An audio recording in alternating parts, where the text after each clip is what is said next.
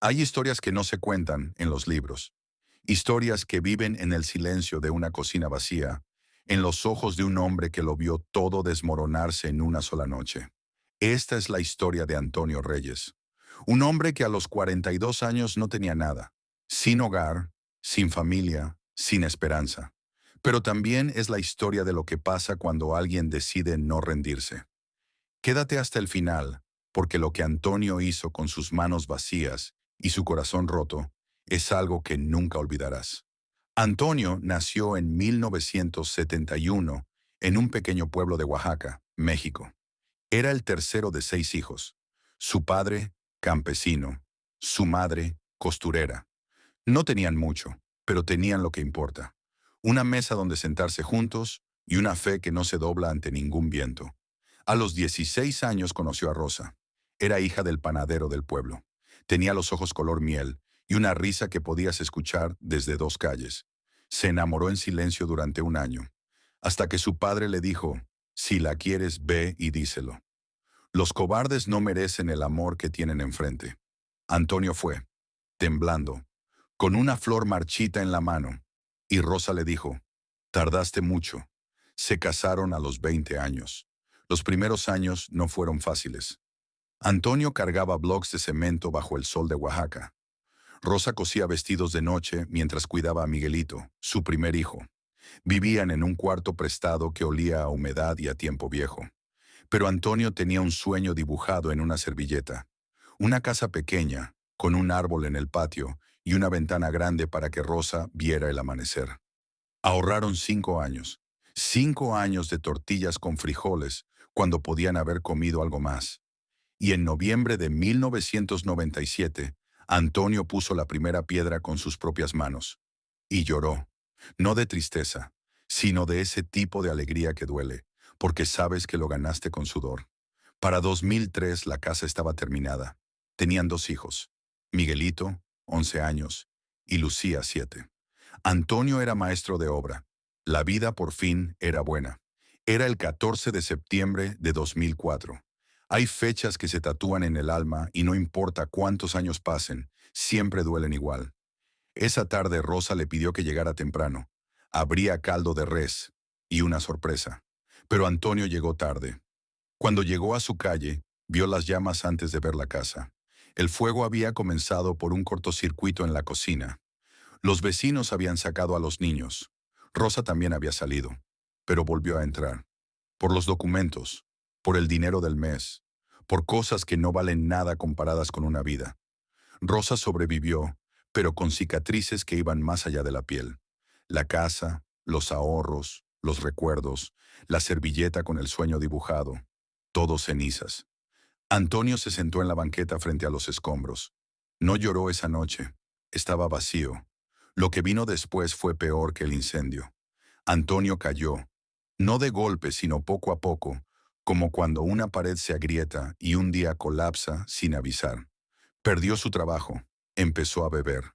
Al principio los fines de semana, luego todos los días. Una noche, Miguelito, de 13 años, se paró frente a su padre y lo miró en silencio. En esa mirada había algo que dolía más que cualquier golpe. Decepción. Antonio se fue a dormir a la calle. No porque lo corrieran, sino porque no se soportaba a sí mismo. Durmió 3 noches bajo un árbol en el parque del pueblo. Y en la tercera noche, cuando estaba más solo que nunca, un hombre de unos 70 años se sentó a su lado. No le preguntó qué le pasaba. No le dio consejos. Solo sacó un termo y le ofreció café. Antonio aceptó, y sin saber por qué, empezó a hablar. Le contó todo: el incendio, la bebida, los ojos de su hijo. El hombre escuchó, y cuando Antonio terminó, dijo solo esto: yo también lo perdí todo una vez, y lo que aprendí es que el dolor no desaparece, pero puedes elegir qué hacer con él. Puedes dejarlo que te entierre, o puedes usarlo como cemento para construir algo nuevo. Se llamaba Don Esteban. Era carpintero retirado, y al día siguiente le ofreció trabajo en su taller. No te pago mucho, pero te enseño. Y mientras aprendes, tienes dónde dormir y qué comer. Antonio pensó en los ojos de Miguelito, y dijo que sí. Los primeros días fueron difíciles. Sus manos, acostumbradas al cemento, Tenían que aprender a tratar la madera con delicadeza. La madera tiene memoria, le decía don Esteban. Si la tratas con violencia, se rompe. Si la tratas con cuidado, te dura toda la vida. Antonio escuchaba, y sin darse cuenta, estaba aprendiendo algo más que carpintería. Dejó de beber. No fue fácil. Hubo noches de temblores y sudores fríos. Pero don Esteban estaba ahí, silencioso, constante, como un árbol. Después de 6 meses, volvió con su familia. Rosa lo dejó entrar, lo miró y le dijo, tienes que ganártelo, día a día. Miguelito no le habló durante 2 semanas. Lucía sí le dio un abrazo. Pequeño, inseguro, pero un abrazo. Antonio trabajó, estuvo presente. No habló de más. Solo llegaba, ayudaba con la tarea, cenaba con la familia. Hasta que una noche de martes, Miguelito, sin mirarlo, le preguntó, «Papá, ¿me ayudas con un proyecto de madera para la escuela?» Antonio sintió que el pecho se le abría. «Claro, hijo». Trabajaron juntos hasta las 11, y cuando terminaron, Miguelito lo miró y dijo, «Quedó bien, ¿verdad?» «Quedó perfecto», dijo Antonio, y lloraron los dos, sin decir nada más. Con el tiempo Antonio abrió su propio taller. Lo llamó Madera y Alma. Empezó solo, con herramientas prestadas, pero la calidad de su trabajo habló por él. Rosa se convirtió en la administradora. Miguelito estudió diseño industrial. Lucía, contabilidad. Y años después, los tres trabajaban juntos. Para 2015, Madera y Alma tenía 8 empleados y había ganado un reconocimiento estatal por preservar las técnicas de carpintería tradicional de Oaxaca. Antonio volvió al terreno donde había estado su primera casa. Lo compró de nuevo y construyó la segunda, esta vez con madera, hecha con sus propias manos, con una ventana grande para que Rosa viera el amanecer. Y en el patio plantó un nuevo árbol de limón.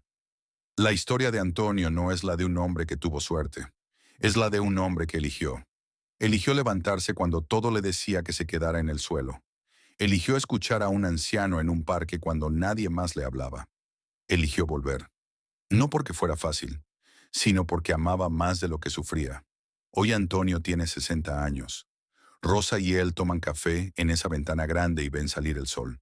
Y cuando un joven llega a su taller buscando trabajo, Antonio lo recibe con una taza de café.